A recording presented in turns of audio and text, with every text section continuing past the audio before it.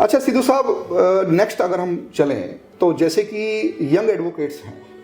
अब young advocates बहुत सारे ऐसे हैं जिनके पास सर्वाइवल के लिए पैसे नहीं होते, बहुत दिक्कत है। अब और कुछ स्टेट बार काउंसिल्स ने या राज्य सरकारों ने इवन मिनिमम स्टाइफंड भी फिक्स कर दिया है, 5,000 है कि 10,000 है, मुझे नहीं पता। तो आज मतलब इस कानून की एक आवश्यकता है कि कहीं ना कहीं यंग एडवोकेट्स को एटलीस्ट मिनिमम 5 ईयर तक सपोर्ट किया जाए, क्योंकि मैं अगर बात करूं, चाहे बिजनेस हो चाहे वकालत हो, प्रोफेशन हो, 5 साल का जेस्टेशन पीरियड आपकी वकालत को चलने में भी लगता है, अगर आप खास तौर पे फर्स्ट जनरेशन लॉयर हैं। और इसी तरह अगर फर्स्ट जनरेशन बिजनेसमैन है तो वहाँ भी 5 साल लगते हैं। तो ये जो 5 साल का जेस्टेशन पीरियड है, यहाँ पे हमें एक फादर जैसे इंसान की सपोर्ट होनी चाहिए। अगर वो नहीं है तो एटलीस्ट कोई मॉनेटरी फाइनेंशियल हेल्प हमें होनी चाहिए। तो ये फ्यूचर में क्या हो पाएगा हमारे state of Punjab and Haryana के अंदर, या बार काउंसिल इस बारे में क्या सोचती है? कई प्रोसीजर मतलब कोई एफर्ट्स हैं इस डायरेक्शन में? ये आपकी बात बिल्कुल सही है। देखो, वकालत जब वकील जब डिग्री करके बाहर निकलते हैं तो एक वकील के पास वैसे तो कॉलेजेस में भी बाइफर्केशन होगी, कई जो कंपनीज हैं वो उनके भी गिने चुने कॉलेजेस से ही वो करते हैं प्लेसमेंट, तो वहाँ से वो कंपनीज लेके चले जाते हैं, उनको प्लेस करके वहीं से वहीं नौकरियाँ लग जाती हैं। पर जैसे आप डिग्री करते हो तो आपके पास 3-4 ऑप्शन बचती है, जिसमें एक तो जुडिशरी का एग्ज़ाम दो या कोई और कम्पिटिटिव एग्ज़ाम, सेकंड आप किसी कंपनी में चले जाओ एज इन हाउस काउंसिल या कंपनी को ज्वाइन कर लो ड्राफ्टिंग में, जिसको हम कॉरपोरेट लॉ कह देते हैं, थर्ड आप किसी सरकारी एज ए सरकारी नौकरी में चले जाओ, सरकारी जॉब में चले जाओ, फोर्थ जिसकी आप बात कर रहे हो वो है लिटिगेशन जिसको आम वकालत या ट्रेडिशनल कोर्ट प्रैक्टिस कह देते हैं हम, जो कि सदियों से इस देश का एक बहुत स्ट्रॉन्ग पिलर बना हुआ है, बल्कि आज़ादी के अंदर भी फाइट करने में पता ही आपको सारा कंट्रीब्यूशन ही इनफैक्ट मेजर कंट्रीब्यूशन लॉयर्स का और प्रोफेशनल्स का रहा। तो उस सिचुएशन के अंदर जहाँ इनिशियल 5 ईयर्स या 3 ईयर्स पीरियड जेस्टेशन की बात है, ये एक बहुत ही सेंसिटिव मुद्दा है, जिसके अंदर कई स्टेट्स ने अपने तरफ से तो इसका संज्ञान लेते हुए उन्होंने फिक्स स्टाइपेंड या बजटरी एलोकेशन कर दी है, और उन स्टेट्स के अंदर तो ऑलरेडी मिल भी रहा है। जैसे राजस्थान के अंदर तो कुछ ऐसे एक्ट भी आगे सामने आ रहे हैं, दिल्ली के अंदर 50 करोड़ की है स्टाइपेंड की, यूपी के अंदर तो टोटल फंड्स 50 करोड़ मतलब एनुअल फंड, हाँ बजटरी एलोकेशन है, जिसके अंदर से आपने स्टाइपेंड भी देना है, जिसमें आपने रिटायरमेंट फंड भी देना है। तो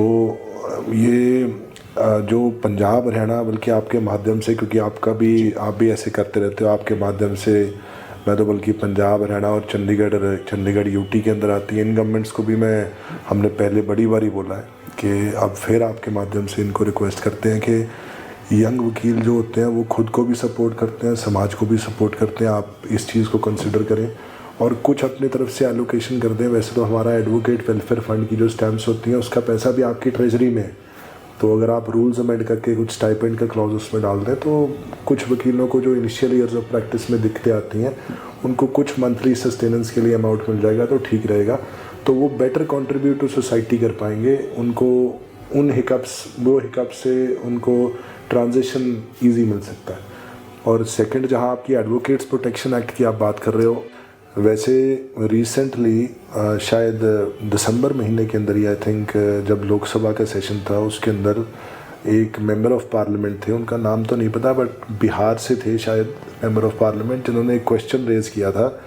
कि वेदर दी गवर्नमेंट नासिक से थे, उन्होंने रेज किया था कि whether the government is considering any law for protection of advocates, जैसे उन्होंने मेडिकल प्रोफेशनल्स के लिए किया था कोविड के दौरान। तो उसका जवाब जो हमारे माननीय मंत्री हैं minister of state for law and justice Meghwal साहब ने भी दिया था, तो उन्होंने कहा law and order is a state subject. तो अगर किसी को भी, वैसे कहते हैं हमारे पास कोई ऐसा प्रपोजल पेंडिंग नहीं है, बट स्टेट तौर के ऊपर अगर स्टेट को लगता है कि लॉ एंड ऑर्डर में प्रोफेशनल्स को, एडवोकेट्स को अपनी सेवाएं देने में दिक्कत आ रही है तो वो अपने लेवल पे लॉ बना सकता है। अब जैसे आपको मैं एग्जांपल देता हूँ, राजस्थान के अंदर एडवोकेट्स प्रोटेक्शन एक्ट है और मध्य प्रदेश में वहाँ पर है, और कई जगहों के ऊपर तो बिल पेंडिंग है, आई थिंक ड्राफ्टिंग स्टेज पे पेंडिंग है। तो स्टेट को हमारे डेली बेसिस के ऊपर इनफैक्ट हम तो, क्योंकि हम तो बैठे हैं एक पोजीशन के अंदर जहाँ पे हमें ईमेल्स पे या कहीं सोशल मीडिया पे या व्हाट्सएप पे हमें अपडेट्स मिलती रहती हैं कि ऑल ओवर इंडिया एडवोकेट्स के साथ क्या बीता। मैं तो बल्कि आपको एक घटना बताता हूँ। तमिलनाडु के अंदर एक एरिया है, डिस्ट्रिक्ट है, वहाँ पर कोर्ट प्रेमिसेस के अंदर जो सिकल नहीं होता, सिकल जिससे हम वो काटते हैं, दरांत, तो उसको यूज़ करके क्लाइंट ने या कोई शायद कोर्ट का मुंशी था जिसने, कोई भी कारण रह सकता है, तो कोर्ट प्रेमिसेस के अंदर एडवोकेट की हत्या कर दी। अब ऐसे इंसिडेंट हम तो बल्कि डेली हर 2 दिन के बाद देखते रहते हैं। तो सरकार को लिखते हैं ये, क्योंकि लॉ एंड ऑर्डर में तो स्टेट है, बट कई बार इसके ऊपर एजिटेशंस भी हुई हैं, तो स्टेट को इस चीज़ का संज्ञान लेना चाहिए। जैसे मेडिकल प्रोफेशनल्स भी अपना सेवाएं देते हैं हॉस्पिटल्स में, तो वैसे एडवोकेट्स भी समाज के अंदर जाता है, उनको कई क्लाइंट से ऐसे डील करना पड़ता है जो उससे कई खुश भी जाते हैं, कई नाखुश भी जाते हैं, और क्लाइंट्स हर तरह के होते हैं। और उस चीज़ को बरकरार रखने के लिए, ताकि उनका जो एकेडमिक स्पिरिट है वो सेफगार्ड रहे, तो कुछ ऐसा एडवोकेट प्रोटेक्शन बिल या एडवोकेट हमने दिया भी, बल्कि बार काउंसिल में जब मैं था एज चेयरमैन, हमने 2 बिल ड्राफ्ट करके दिए, पंजाब को सेपरेट, हरियाणा को सेपरेट, वो कंसिडरेशन में है। तो वो आपके माध्यम से मैं भी चाहूँगा आप भी अपील करें कि उसको लॉ एंड ऑर्डर, क्योंकि स्टेट सब्जेक्ट है, उसको बड़ा संगीन रूप से जल्द उसको किया जाए। मैं भी आपके साथ ना एक इंसिडेंट शेयर करता हूँ। जब मैं लॉ फैकल्टी में था दिल्ली यूनिवर्सिटी में, तो मेरे साथ एक स्टूडेंट थे, और मतलब मेरे फ्रेंड ही बन गए बाद में, वो संदीप कुमार। उनके फादर एडवोकेट होते थे बिहार में, पटना में, एंड मतलब संदीप कुमार ने मुझे बताया कि his father was murdered by some client और सम मतलब मिसक्रिएंट्स, मर्डर कर दिया उसके फादर का,